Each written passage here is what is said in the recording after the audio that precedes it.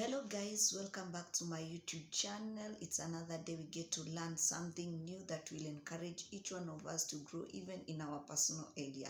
And today guys, I'm here to talk about self-actualization.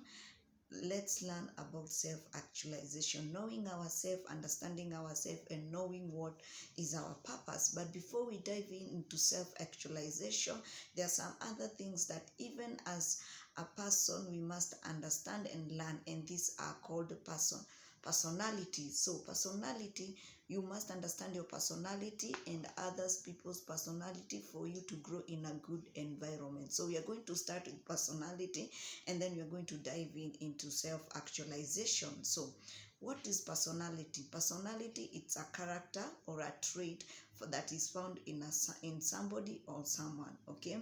And personality, they come into three ways. We have the emotion patterns, then we have the behavior patterns and thought of patterns.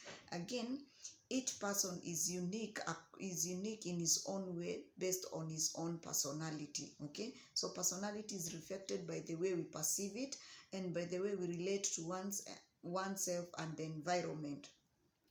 Our personality traits will come out in either personal context or in a social context, okay? So we must understand that each person is created in a unique way with their own unique personality for us to be able to live better life with others in the environment that we are in.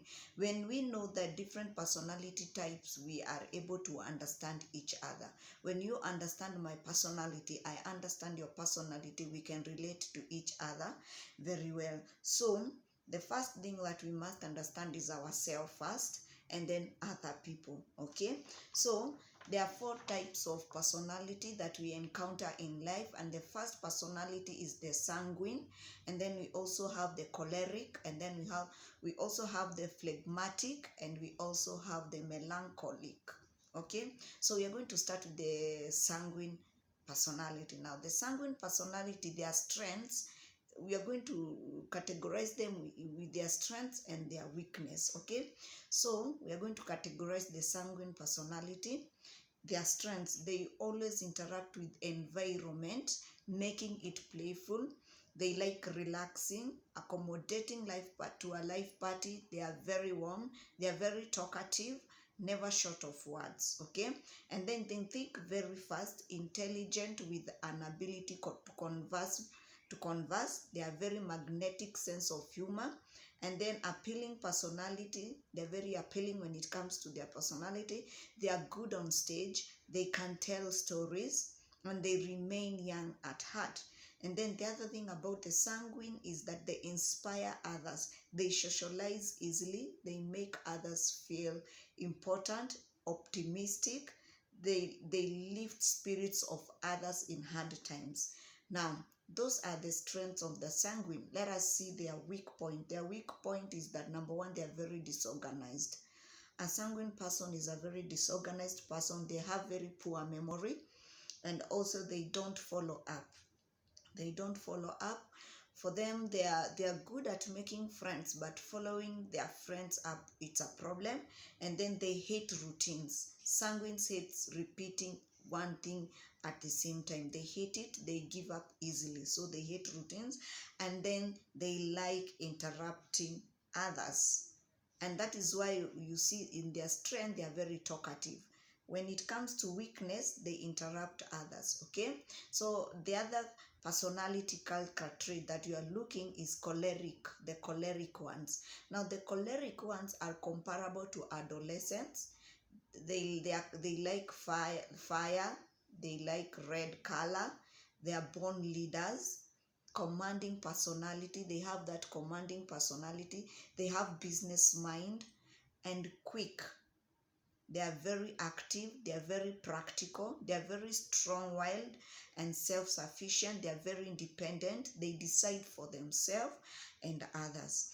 And then the other thing about the choleric, we find that they are very confident in themselves, they are very quick organizers, they excel in emergencies, and they care less what others say. You can never bring down a choleric person.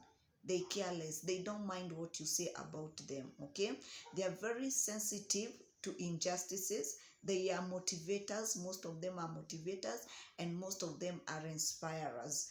And they are very pioneer risk takers. Okay, they can take risk easily. Okay, they are very opportunists. They take opportunists. They don't lose it, and then they don't procrastinate themselves. They convince others to follow them. Okay, and then they are very confident and workaholics, and they easily exchange and adapt. Those are the strengths of the choleric ones. Okay, and then let's see their weakness. Where their weakness, we get to know they know it all. Attitude, they are very poor team players, and then they are very rude. They tend to be bossy. They tend to be quick tempered, and they're very manipulative, and they're very intolerant. Okay, so those are the strengths of the strength and the weakness of the choleric ones. Then let us see about the phlegmatic personality. Phlegmatic, they are very comparable to water, blue in color, and they are very old in age. So their strength, we get to understand that the phlegmatics, when it comes to their strength, they are easiest to deal with. Okay, they are easygoing, they are very calm, they are very slow to anger, they are very likable, they like people genuinely, they respect others, they are very diplomatic, and they are very mediators. They don't interfere with others, they conceal emotions, they are very cooperative, and then they are very good parents. Okay, the phlegmatic, they are very good parents, they are agreeable, they rarely volunteer for leadership, they are very cool, they are very compassionate, they are very neat, and they are very reliable. Every time you call a person who is a phlegmatic personality, he is always reliable. Okay, and they are very neat. They don't like to be untidy. They are very neat. So let us let us see their weak point. Their weak point, when it comes to phlegmatic personality, we find them, they are very insecure. We also see them, they don't take risk. They don't like to take risk.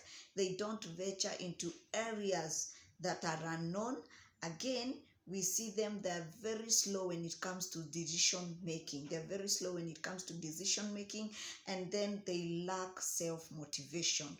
Those are the weak points of the phlegmatic people or phlegmatic personalities. So they're very slow when it comes to decision making, and they lack self-motivation. So let us see the melancholic personality.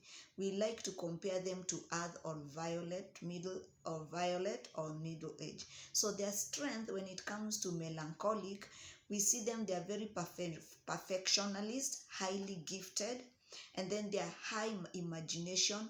They are very organized, very smart. They keep their space. They are very serious, thoughtful. Okay, and they are very philosophical. Okay, they have high standards of themselves and others. They believe that everyone wants to be like them, only that they don't know how. They are very introverts. They have deep emotions. They are very sensitive towards others, and they want to be right than popular. They always want to be right than popular. And then they are very analytic. Okay, so their weak point, we get to see they are very procrastinate. They are very pessimistic, very rigid. They are very cautious. Before they do something, they have to be very cautious about it.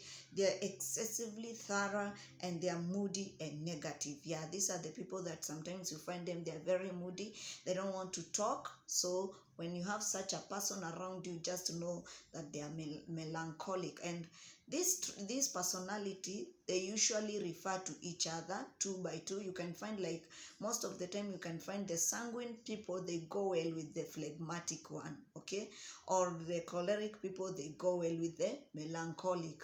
So it is very difficult to find that both of you, maybe let's say for example you're a spouse, both of you are sanguine. It is very difficult and it is very rare.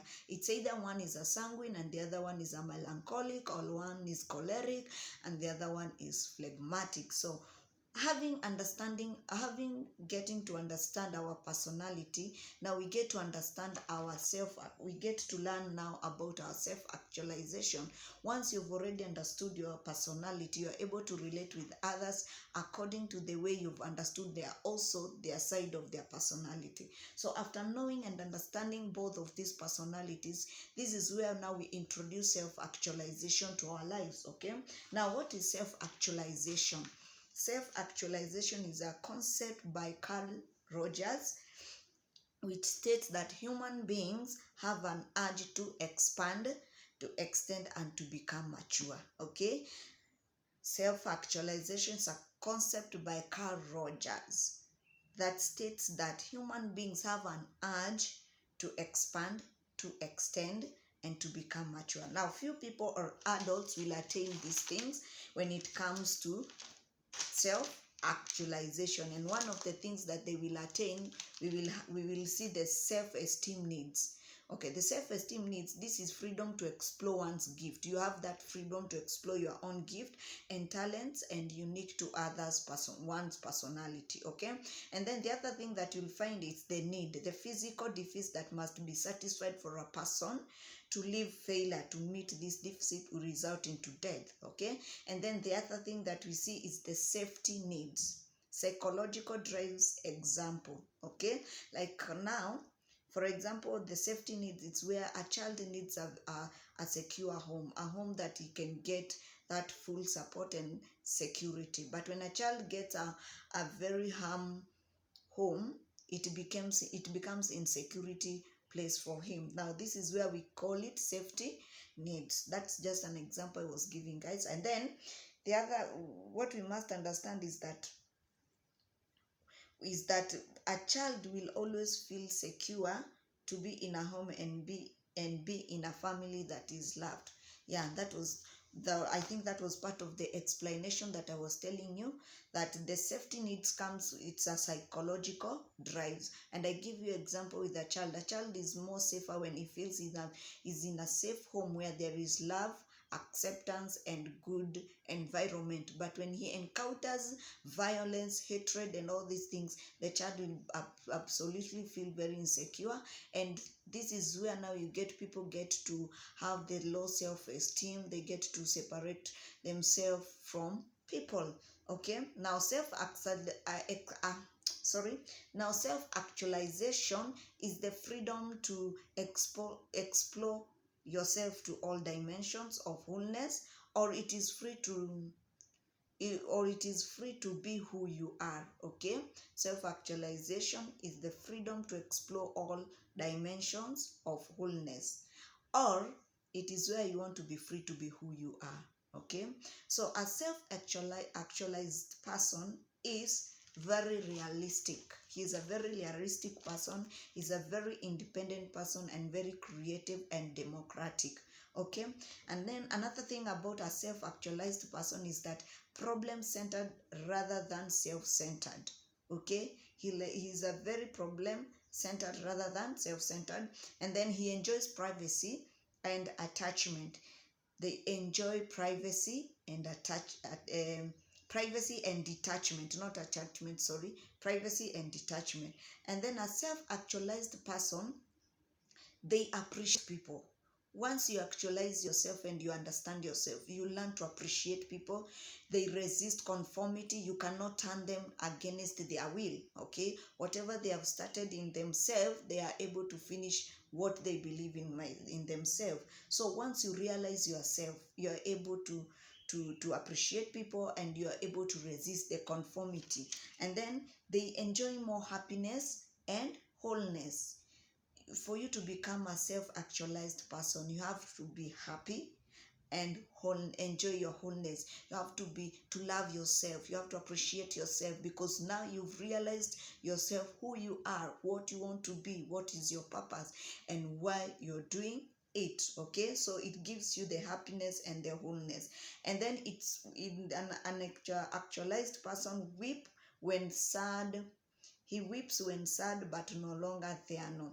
Okay, once you realize yourself a self-actualized person, he will weep at this moment, but when time comes, he will not be there. They don't hold on to grief. They don't hold on to their weaknesses. They stand firm, they stand up again, and they move forward. Okay, and then they face challenges of life with a positive attitude. Once you know yourself, a self-actualized person, you are able to face challenges in life with a positive attitude. Even if today I have nothing, tomorrow I'll get it. That is the positive mind. If today I have failed, tomorrow I will stand up. Okay, so that is one of the main character of an actualized person. And then they utilize the grace, the virtues, the skills that have taken them to their position. They don't take their skills for granted. They normally appreciate and take hold and be strong on whatever grace they have been given. Okay, an actualized person utilizes his graces very well. He utilizes his virtues, his skills, and have taken and his skills to the point where he knows, or he understands, or she understands himself he is. Okay, and then only a third of population arrived there before they got into midlife. So this statement, basically, it is stating like that only a third of a person, they come to terms to understand themselves, to come and know that, to realize themselves, to have that self-actualization. And most of these people, they normally self-actualize themselves when they at midlife. Okay, midlife, I think you are almost your old age there. Okay, this is where that person now will come to understand himself. Okay, and then the most important thing that we must understand, the most important thing that we must understand is that a Christ actualized person will go beyond through Christ. Okay, a Christ actualized person will go beyond through Christ. So guys, for you to become a self-actualized person, you have to understand yourself first. You have to know your personalities first. Like what I've mentioned earlier, we've learned about personalities. So understand your personality, know yourself, know your strength point and your weak point. After knowing these two things, you'll be able to know yourself. You'll be able actually to allow me to change this for a while. Okay, you'll be able to understand yourself and know yourself. Okay, so like I said, guys, today it was another day for us to learn something new that will motivate us. Like I said earlier, in this YouTube channel, we are here to learn, to encourage ourselves with positive vibes for us to move on to the next level, knowing who we are. So guys, if you've liked this video to the far where we have reached, kindly subscribe to this channel. Give your girl a like button there. Make sure to like the video even before watching it. So guys, for that short video that I've done for you guys, I hope that I have helped you, or we have learned something, both of us, me and my YouTube family, and I hope that this year we are going to move far. Okay, so for that short video, make sure to subscribe to my channel and let us grow this channel together. So thank you so much for being here, for watching this video. I really do appreciate it, guys, and may the good Lord do you good as we wait for another video later. So thank you so much. May God bless you. And yeah, kindly remember to subscribe, to like, and to share the video. Thank you so much. God bless you.